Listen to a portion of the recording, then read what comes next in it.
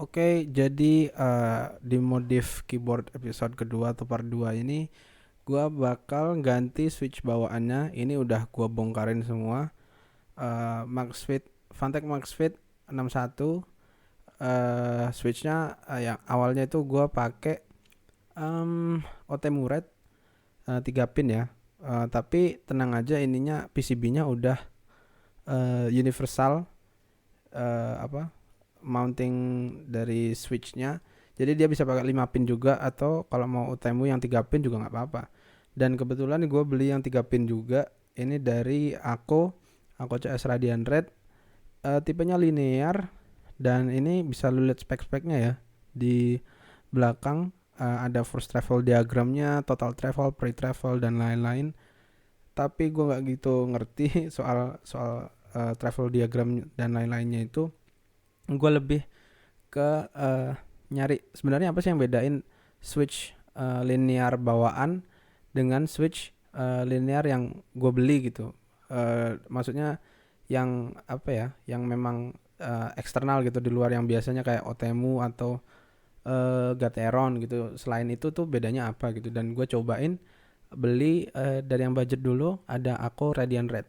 Dan mungkin besok uh, gue bakal nyoba switch lain, kayak uh, apa ya, yang nantilah gue bisa cari-cari, kayak misalkan Taxi Carrot gitu. Itu kan katanya dia switch 3 pin yang biasa dipasang di north facing, tapi dia bisa dipasangin cherry keycaps cherry profile gitu, dan nggak ada interference. Dan kalau yang ini masih ya, masih interference kalau dipasang keycaps cherry profile, karena eh, ini juga north facing kan, PCB-nya. Jadi ya cherry profile dikhususkan buat yang south facing. Jadi ya udahlah, biarin aja. Kita masih pakai di modif yang part 1 gue kan pakai keycaps Alka ya. Dan gue nggak gitu apa ya, serak sama matching warna si keycaps dan apa, si case-nya yang akrilik. Jadi kayaknya gue bakal pakai keycaps bawaannya aja lah, yang polos hitam gitu. Meskipun fontnya gue nggak begitu suka ya, tapi ya udah nggak apa-apa. Dan langsung kita mulai aja kali ya ininya, rakitnya. Gua akan pasang si switchnya ke sini, terus gua pasang case-nya, terus baru gua pasang si keycaps-nya. Oke, langsung kita mulai aja. Let's go.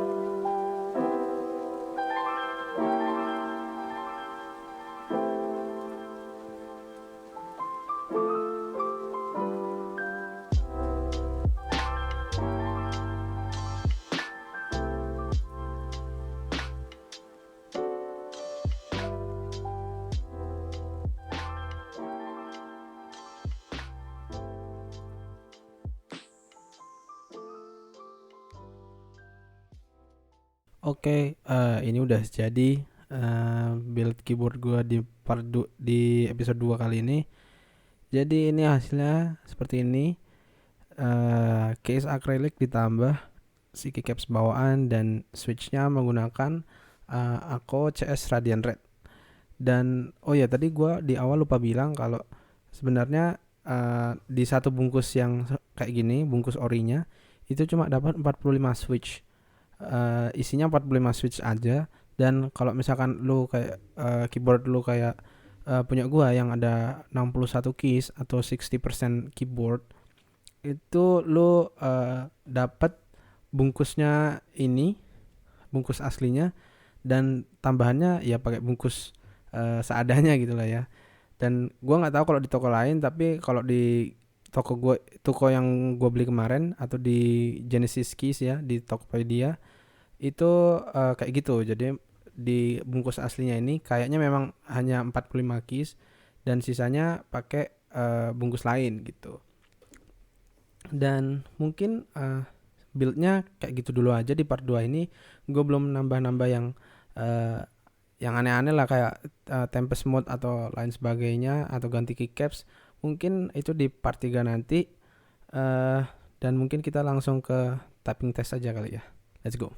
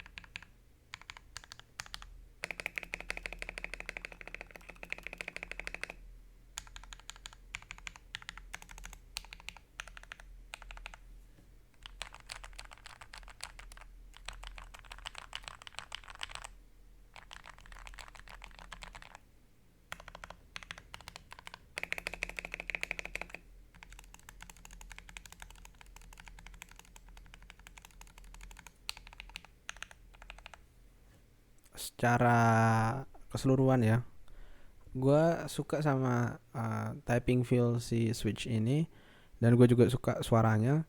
Dan gue nggak tahu kebetulan kenapa ya di shift yang ini kayaknya stabilizer gue ya tadi agak rattle yang di bagian kanannya, tapi yang kiri enggak. Itu gue tuningnya masih pakai tuning bawaan dari si keyboardnya, jadi gue nggak ngerti kenapa yang yang tuningan yang stabilizer yang kanan ini sama yang kiri ini agak-agak beda gitu. Tapi kalau dari switchnya sendiri gue udah suka banget bunyinya, tipe-tipe linear ya.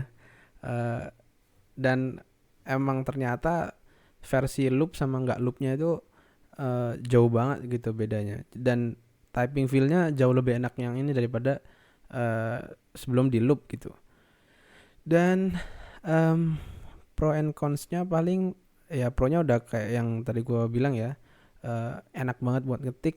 Dan apa ya, ya enak lah, typing feelnya enak banget, lembut gitu, nggak langsung yang kayak, soalnya gue dulu kan pakai tactile dan itu menurut gue suaranya terlalu bising, dan yang ini lebih keredam gitu kalau switch linear ya.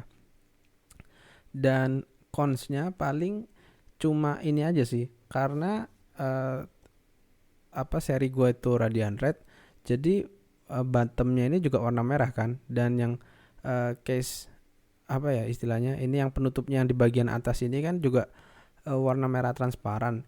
Jadi cons yang paling mengganggu ya buat gua itu paling cuma kalau kita nyalain RGB gitu misalkan ya, gua mau ganti RGB-nya warna lain, warna biru. Ini masih kelihatan tapi kayak lu bisa lihat ya, bawah-bawahnya itu kan kayak ada warna merah-merahnya gitu. Dan ini masih di warna yang benar-benar jauh dari si warna merahnya gitu. Coba kita misalkan cari yang deket kayak warna kuning atau orange ya. Nah, bisa teman-teman lihat ya.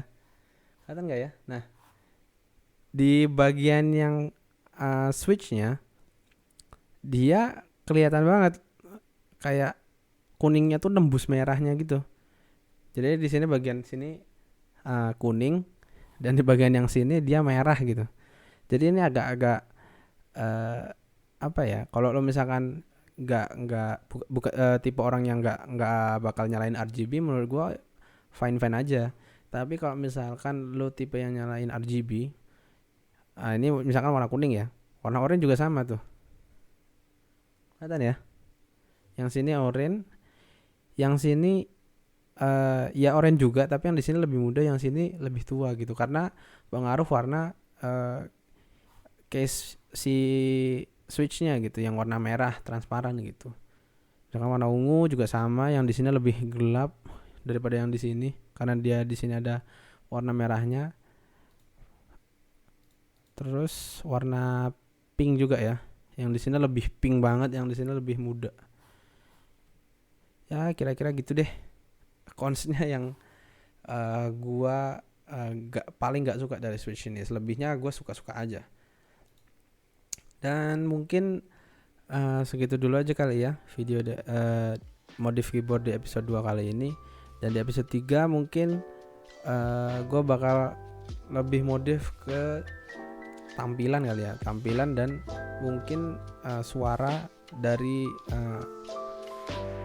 suara dari si switchnya, dan mungkin gue kasih moddingan tambahan biar suaranya lebih kalem gitu, lebih enak lah buat ngetik. Dan sekian video dari gua, dan thank you buat teman-teman yang udah support, udah nonton di episode 1 sampai episode 2 kali ini, and see you on the next video. Bye bye.